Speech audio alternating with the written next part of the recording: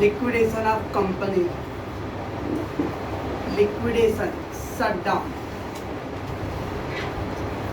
So shutdown of the company. हम लोग 12th में जॉइंट स्टॉक कंपनी पढ़ा था. The joint stock company created by the law, because it is an artificial person. It will get birth because of the registration made as per the Indian Company 1956 बोलो या अभी नया act कौन सा 2013. तो जब कंपनी को हम लोग 1956 एक्ट में और द 2013 एक्ट में रजिस्टर कराते थे, इट बिकम द बर्थ. जब कंपनी को कानून ने जन्म दिया है तो बंद भी उसको कानून ही करेगा. इंसानों को नेचर ने जन्म दिया है तो प्रकृति उसको उठाएगा भी भाई. तो same thing, the company is created और creation of law. The company is created by the law, so obviously it will comes to an end only through the process of law. तो जब कंपनी का registration law के through होता है, company का जन्म law के थ्रू होता है, तो उसका एंड भी लॉ के प्रोसेस से ही होएगा. मैं सोल ट्रेडर हूँ, जब मूड हुआ क्लास चालू किया, बंद कर दिया. There is no law. But joint stock company को स्टार्ट करने के लिए लॉ लगता है, तो बंद करने के लिए भी लॉ ही लगेगा. So one of the such process is called a winding up. अब कंपनी को बंद करना है, that's a wind up, shut down process. इस चैप्टर में लोगों को यही पढ़ना है कि कंपनी को बंद करने की क्या क्या प्रोसीजर रहेगा. सो इन वाइंडिंग अप प्रोसेस हम लोगों ने एक चैप्टर किया था, dissolution of firm. Dissolution of firm, dissolution मतलब शट डाउन, लेकिन वो पार्टनरशिप फर्म का था. तो सारे असेट बेच दो, असेट बेच के जो जो पैसा आया है लाइबिलिटी होल्डर को पे करो. सारे लाइबिलिटी को पे करके और फिर बचता है तो पार्टनर लो नहीं बचता है तो पार्टनर लो अपने घर से लेके आएंगे. You have to pay. तो the dissolution of partnership firm. Now ये we have to do the dissolution of company और liquidation of company. So in the winding up process all assets of the company are sold. Of course, just like a partnership पे तो asset पहले पूरे company का sold करो, sold करके पैसे 9 दो लेके 9 दो 11 आ जाओ. सोल्ड करके प्रोसीड मतलब जो पैसे आया है will be utilise to settle all the claim of the liability holder. Sell all assets, get the money and that amount will be utilise first for the to paying the liability holder. सारे liability holder को pay करो. That is a winding up process. Now ये सब करेगा कौन, किसका time है भाई इतना, क्या ना, और कौन अपना टाइम पास करते बैठेगा, वो भी फ्री में. So the person who does the job of realizing all assets, वो असेट बेचना, बेच के सब लोगों को सिस्टमेटिकली ईमानदारी से पेमेंट करना, उसके लिए एक ऑफिसर अपॉइंटेड होता है. The person who does the job of realizing the asset, realizing asset मतलब selling the assets and paying all the liabilities systematic manner मतलब ईमानदारी से to pay, that is called a liquidator or observer. पर्यवेक्षक और निरीक्षक जिसके under में सब काम होएगा. So the officer appointed by the government or the court, actually sorry, government and court, to look after the matter of that liquidation procedure is called a liquidator or observer. Amalgamation chapter में liquidator, ultimately company shut down हो रहा है, इसको पूरा payment करने के लिए you have to appoint some officer, observer, that is a liquidator. तो liquidator का काम है सारे assets सोल्ड करके सिस्टमेटिकली सभी लायबिलिटी होल्डर को ईमानदारी से पे करो. That is a liquidator. Now asset business को बंद करने के तरीके कैसे होंगे different. So modes of liquidation, how to shut down. Liquidation that is shut down. एक लिक्विडेशन होता है कंपलसरी. कंपनी पे बहुत सारे फ्रॉड के केसेस चल रहे हैं, कंपनी में बहुत सारे इलीगल वर्क हो रहा है, तो कोर्ट डायरेक्टली उसको ऑर्डर देता है बंद करो। That is by the order of tribunal. Tribunal मतलब court. The court will order to shut down, that is compulsory liquidation. एक है वॉलेंटरी, कोर्ट ने ऑर्डर नहीं दिया कि हमारी मर्जी, हमारे में किसकी मर्जी भाई, तो उसमें दो लोग हैं, एक मेंबर्स और शेयर होल्डर लोग। शेयर होल्डर लोग नहीं चाहते कि बिजनेस को मैं कंटिन्यू करूं, बट उसके लिए पहले एनुअल जनरल मीटिंग में 75% स्पेशल रेजोल्यूशन पास होने चाहिए। तो 75% मेंबर लोग उसके फेवर में होने चाहिए, हाँ हम लोग कंपनी बंद करने के फेवर में हैं, and they have to pass the one resolution. उसका कॉपी आपको हाई कोर्ट में सबमिट करने हैं, तो मेंबर लोगों को। या फिर क्रेडिटर, क्रेडिटर मतलब डिवेंचर होल्डर, बॉन्ड होल्डर और डिपॉजिटर होल्डर, डिपॉजिटर्स और नॉर्मल क्रेडिटर। दैट इज तो डिवेंचर एसपी स्टूडेंट लोग 12th में, debenture is also creditor of the company. टुलू, debenture are not the owner, they are the creditors. तो debenture holder, bond holder जो लोग बॉन्ड ले रहे हैं, जो कंपनी में डिपॉजिट किए, वो लोग क्रेडिटर हैं। वो लोग मिल के अगर चाहे तो भाई हमारे पैसे नहीं मिल रहे, हम लोग का इस कंपनी पे भरोसा नहीं है, तो हम लोग चाहते हैं कंपनी बंद करके हमारे पैसे जो भी एसेट्स होल्ड करके कुछ दिलवा दो हमको। तो वॉलेंटरी में दो लोग हैं, या तो मेंबर लोग या तो फिर क्रेडिटर लोग। ये लोग को एप्लीकेशन लिख के देना पड़ेगा कोर्ट में। That is and third liquidation under the supervision of the trader. Actually वो थर्ड क्या, इनके जब एप्लीकेशन लिख के देंगे, अप्लाई करेंगे, तो कोर्ट के सुपरविजन में सब लिक्विडेशन प्रोसीजर होगा। The liquidation under the supervision of the tribunal. Tribunal के सुपरविजन, ट्रिब्यूनल मतलब कोर्ट, कोर्ट के सुपरविजन में सारे काम होते रहेंगे। The company member are apply for liquidation. 75% member have to apply for liquidation. Then the court appoint the magistrate and their court. तो magistrate और DM डिस्ट्रिक्ट मैजिस्ट्रेट, और GM नहीं DM, तो मजिस्ट्रेट कलेक्टर साहिबा श्रीवंशा वो अपॉइंट होंगे to liquidate the business.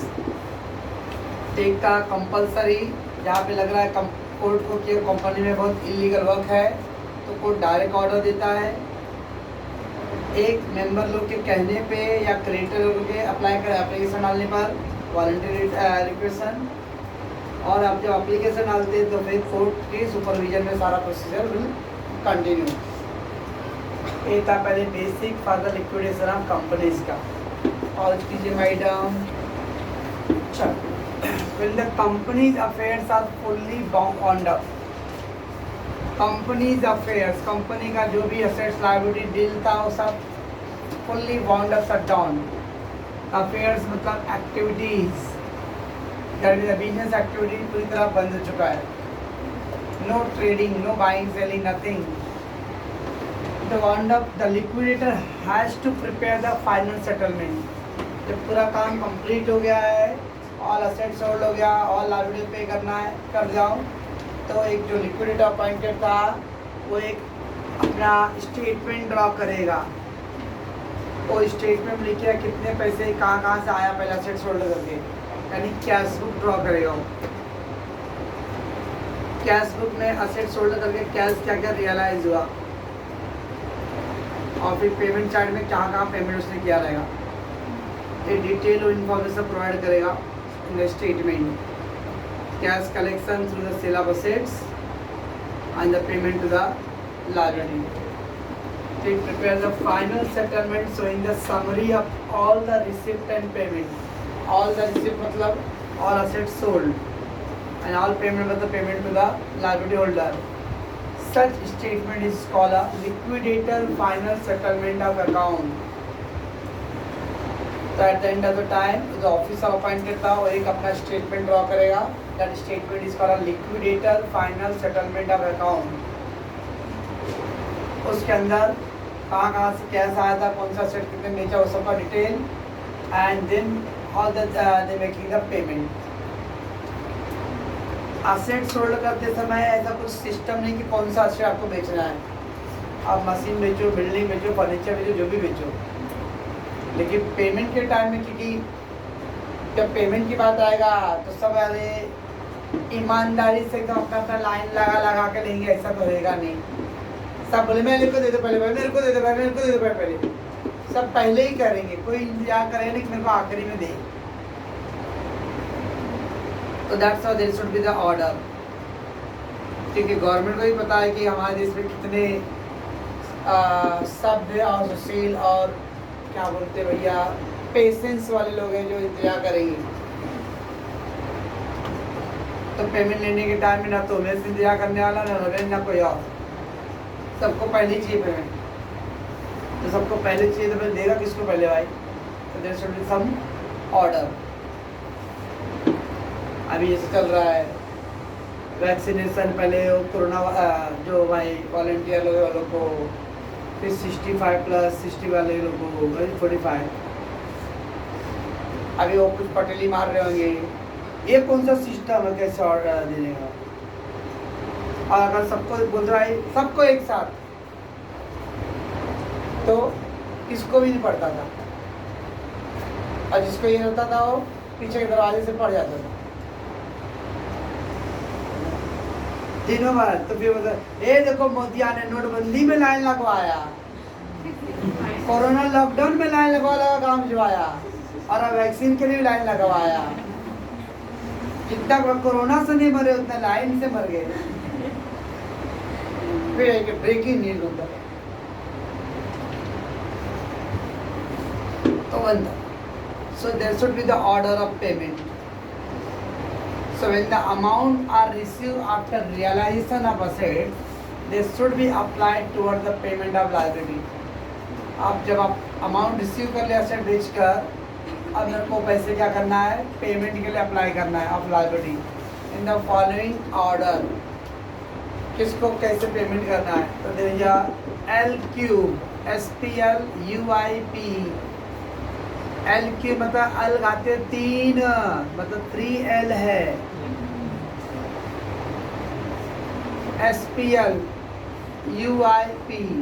Sir तो L को इधर लेना ना, 4 बना था मैथमेटिकली। मैं नहीं कर सकता, मेरा इतना मैथ स्ट्रॉन्ग नहीं है।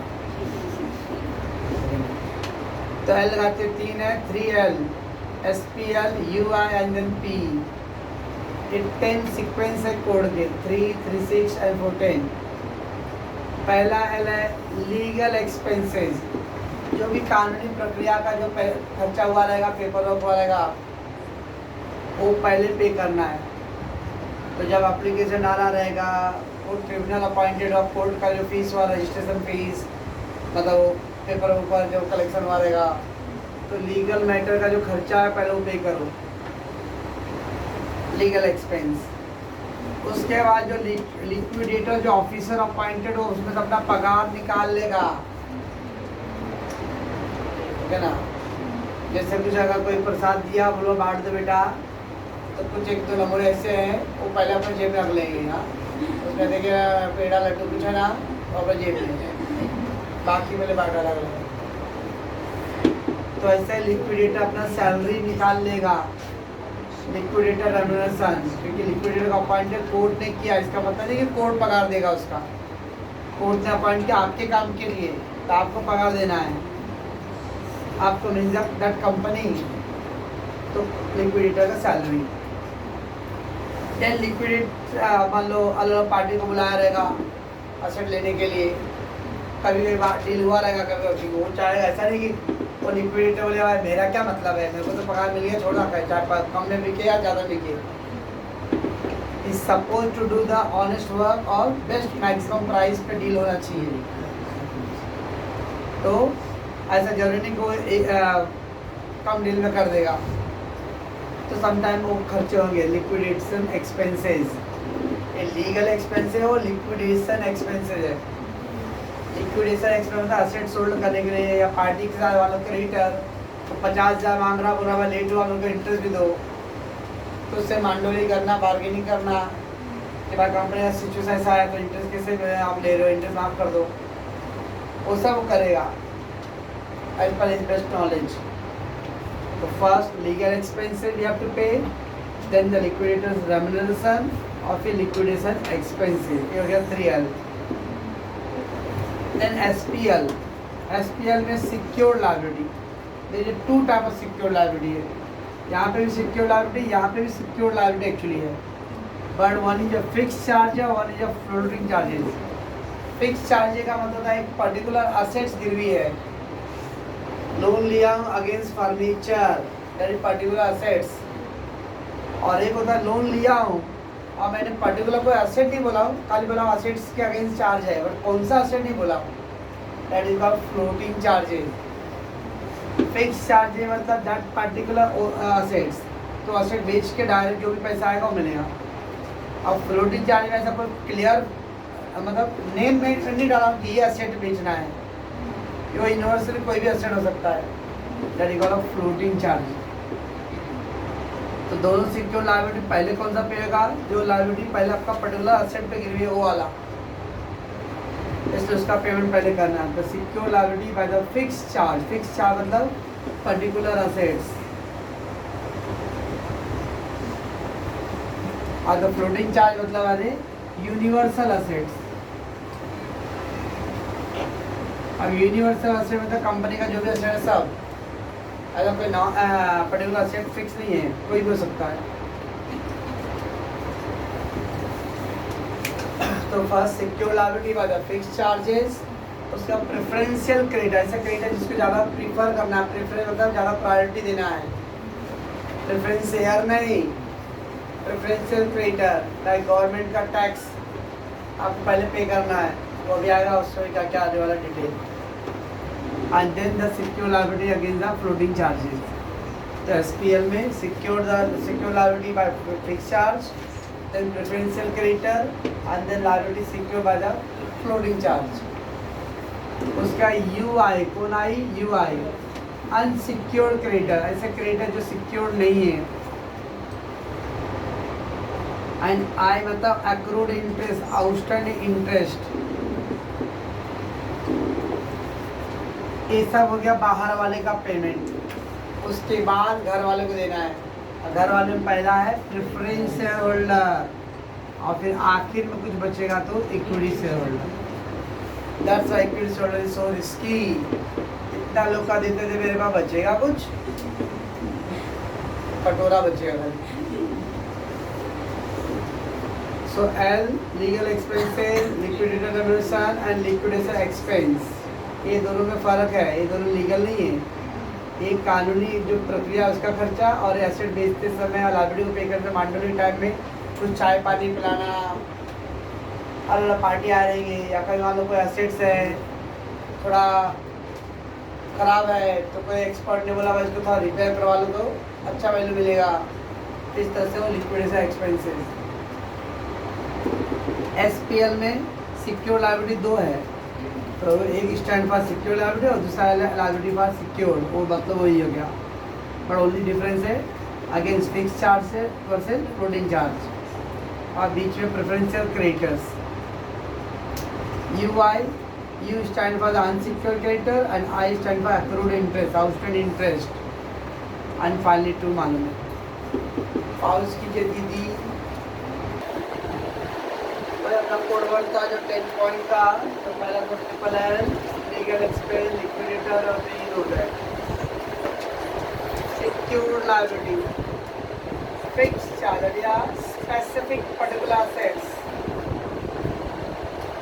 it include only those liabilities which are secured by specific assets for the purpose of liquidation। Only वो लायबिलिटी लेंगे जो पर्टिकुलर असेट्स के ऊपर गिरवी रखा रहेगा।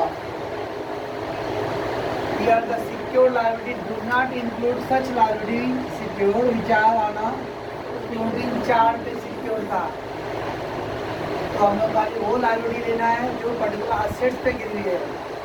तो ये मतलब यूनिवर्सल खाली बोला secure liability but not given the particular assets, कौन सा असेट्स, तो इधर नहीं आएगा। अगर लाइबिलिटी दिया है क्लियरली मेंशन कि प्लांट मशीनरी बिल्डिंग स्टॉक वो पर्टिकुलर असेट पे गिरी है, then we will take that. Preferential creditor, government dues, provision for tax, tax pay करना गवर्नमेंट को कंपलसरी है। पेमेंट टू वर्कर और एम्प्लॉईज, तो वर्कर और एम्प्लॉई का जो पेमेंट है वो भी कंपलसरी है, ये आपको पे दैट। सो गवर्नमेंट ड्यूज में क्या आएगा, प्रेफरेंशियल क्रेडिटर क्या आएगा, प्रोविजन फॉर टैक्स, और वर्कर लोगों का आउटस्टैंडिंग सैलरी, वर्कर लोगों का पीएफ पेमेंट नहीं किए हो, लोगों का एम्प्लॉई स्टेट क्या एम्प्लॉई ESI क्या था उसका पेमेंट नहीं हुआ है, पेंशन प्लान करता हुआ एम्प्लॉई से कनेक्टेड जो मैटर का पेमेंट हुआ that will have to compulsory pay करना है preferential creditor. Thereafter the liability is secured against some floating charges like debenture। Debenture normally particular sheet पे नहीं रहता है। अच्छा इंस्टेंट और इम्पोर्ट से समझना है वो दो जगह पे इंटरेस्ट आया है, ठीक है, वो ऐसा करना है। इससे एग्जाम्पल 20 मार्च 20 मार्च को लिक्विडेशन प्रोसीजर स्टार्ट होएगा। 20 मार्च को जब लिक्विडेशन स्टार्ट होएगा तो कोई भविष्य नहीं जानता है कि 2 महीना लगेगा उसको प्रोसीजर में असेट पूरा बेचने में या पार्टी को पे करने में, या 1 महीना लगेगा या 15 दिन लगेगा, महीना भर लगेगा, साल भर लगेगा, वो नोज। निकाले में बोला कि असेट वैसा नहीं कि वो ऑब्जर्वर जो अपॉइंटेड है वो ये सोचेगा चल भाई मेरा असेट नहीं है, जो दाम मिल रहा है। He will try to sold at maximum price पे, तो जब मैक्सिमम प्राइस पे बेचना है तो it will take time some time. इसलिए मान लेते हैं अगर वो पूरा प्रोसीजर होके उसका 25 जुलाई तक चला गया पूरा प्रोसीजर, और 25 जुलाई तक पूरा लाइब्रेरी को पेमेंट हुआ। अब वो डिवेंचर पे इंटरेस्ट था, सपोज एग्जाम्पल बोले वह डिवेंचर पे जो इंटरेस्ट था मेरा अभी बाकी था, प्लस लिक्विडेशन का आपने अनाउंस कर दिया 20 मार्च को, लेकिन लिक्विडेशन जितना अनाउंस हुआ उसी दिन तो उसको पैसा नहीं मिला, और लिक्विडेशन अनाउंस होने के बाद ही पेमेंट 25 जुलाई तक क्या है। तो दैट्स व्हाई द इंटरेस्ट को 2 पार्ट में बांटना है, एक interest before the date of liquidation, before the date of liquidation, और एक interest after the date of liquidation.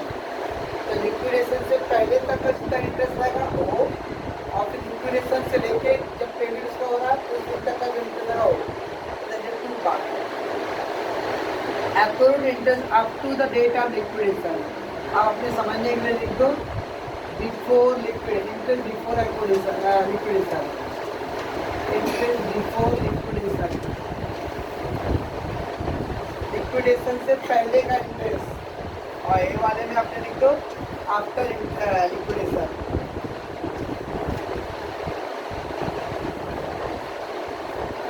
Interest after liquidation,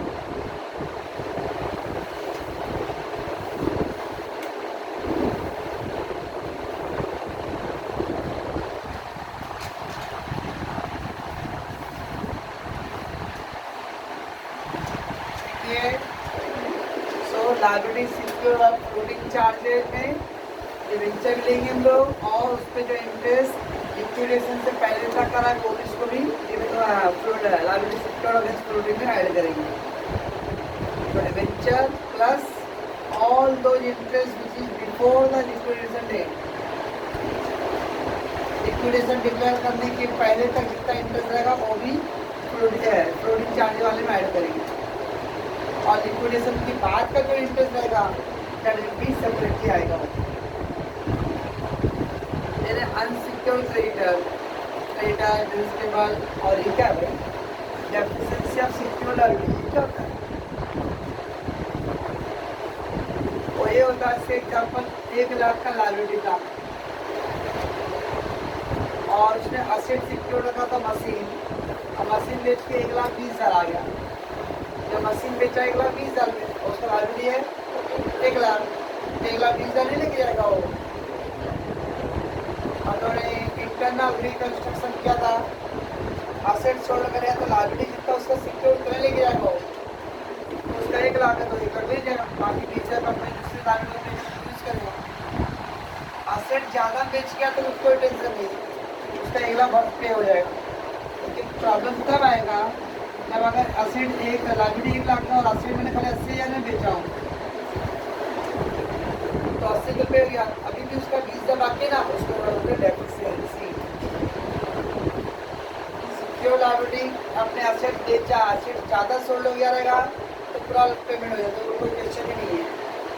और प्रॉब्लम है जो असेट का अगेंस्ट सिक्योर्ड है वो असेट शॉर्टेज पड़ रहा है, उसका पूरा पेमेंट नहीं हो रहा है।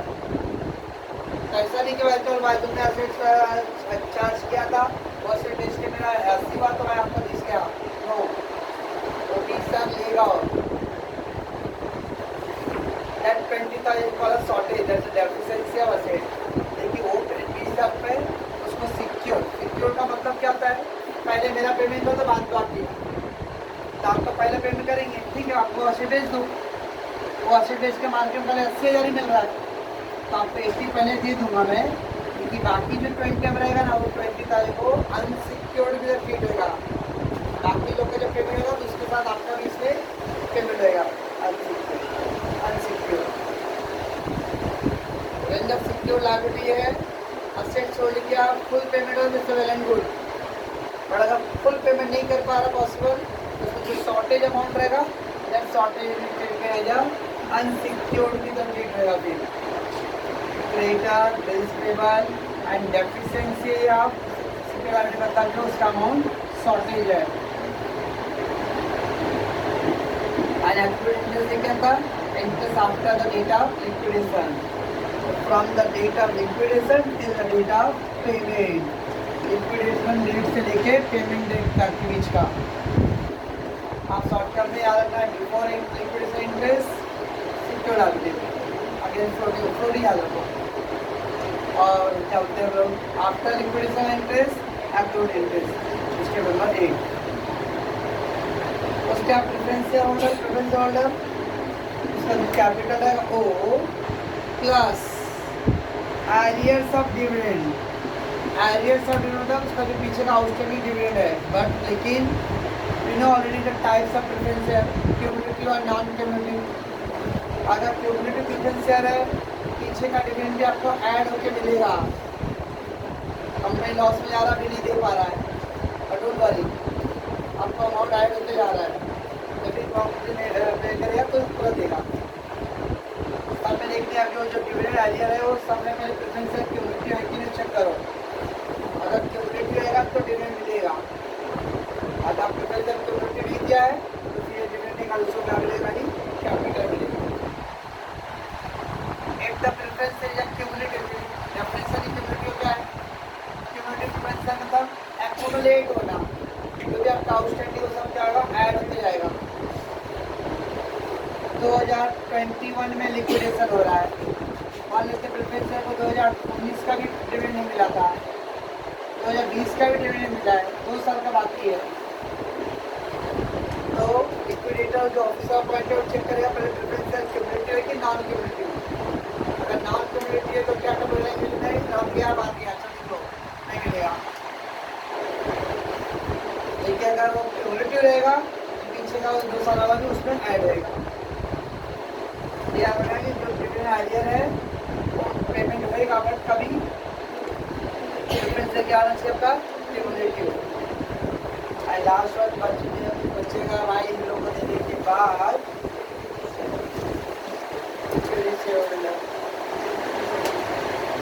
बिहार से ट्रेनमा चलते ग्रांड रोड आते आते एकदम अरे बाद में एकदम CST चर्चगेट पहुँचना ही है, तो आखिर में कुछ 4-5 मिनट बचते हैं।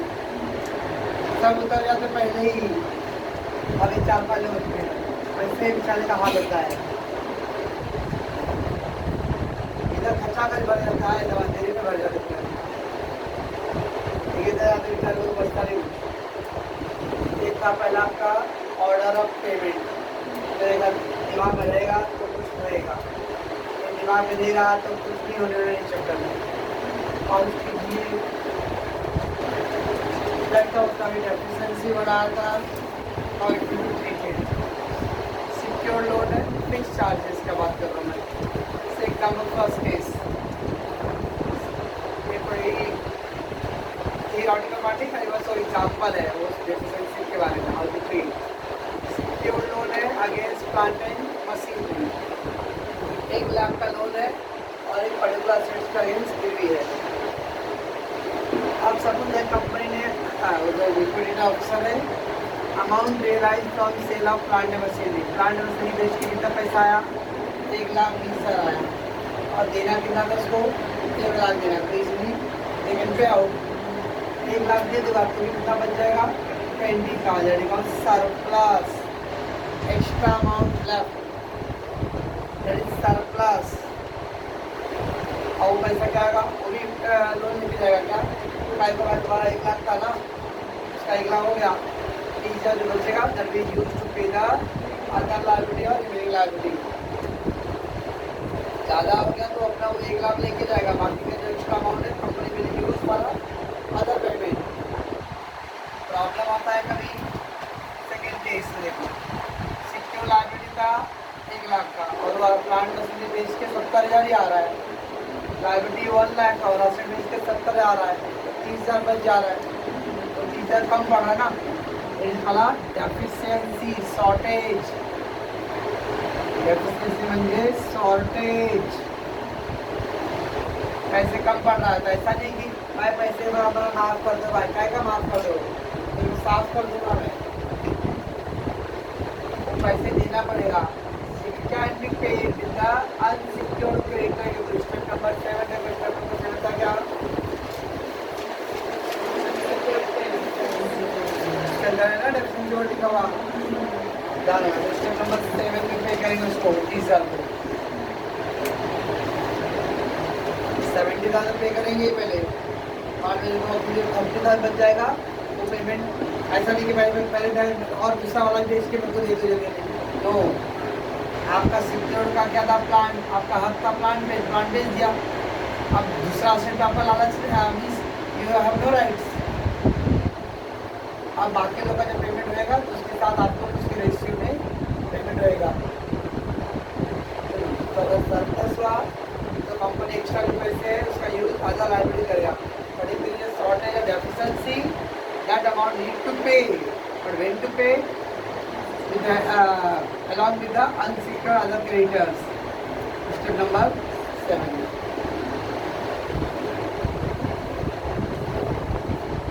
Part of the episode, जानने जाना है। The liquidator has to prepare the final statement.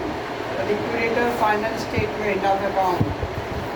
अब उसके रिसिप्ट साइड क्या क्या उसके बाद पैसे, तो पहला ओपनिंग कैश बैलेंस चलेगा, तो and then all assets जो रियलाइज हो रहे हैं पूरा डिस्ट्रीब्यूटिंग हम लोग, बिल्डिंग प्लांट सब जो भी कंपनी का असेट्स है सारे असेट में चलेगा पूरा, प्लस अभी हम लोगों ने सिर्फ किया था LQSPLUIPE,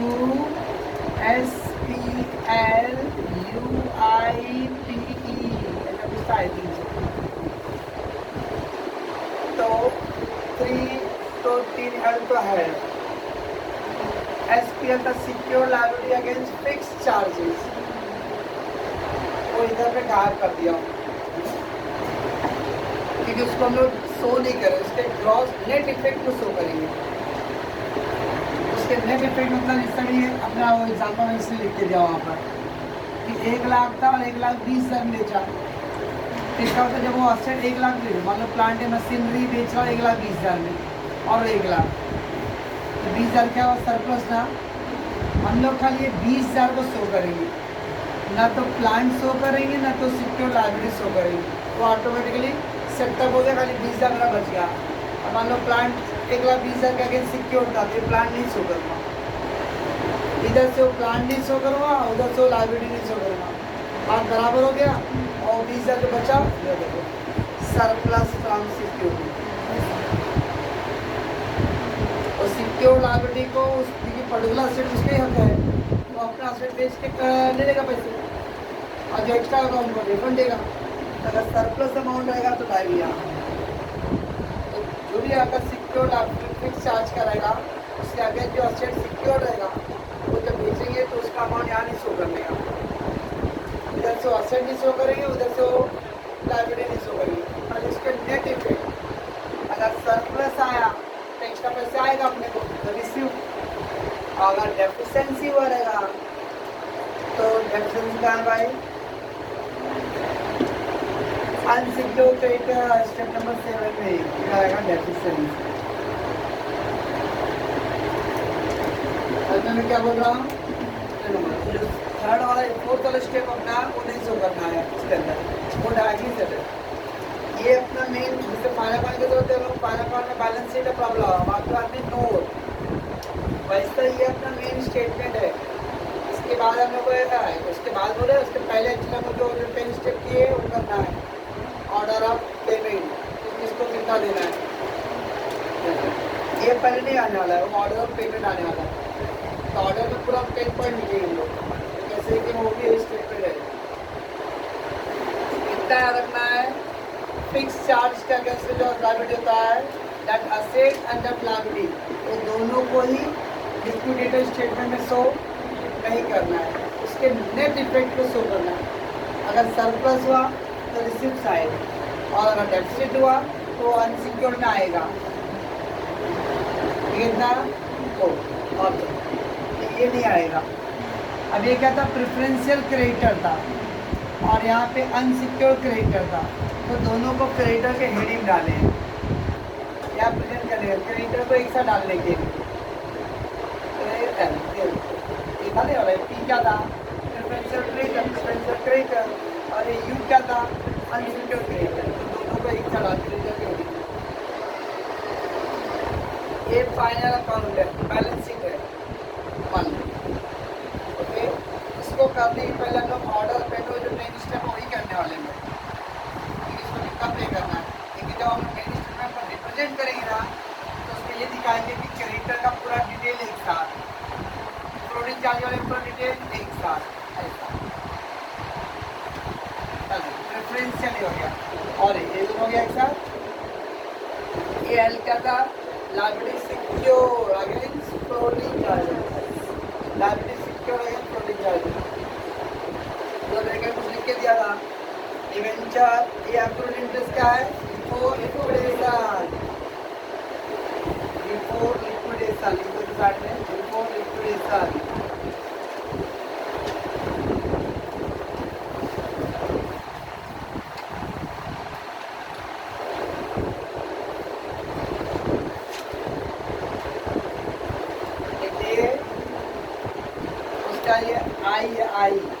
आई क्या है,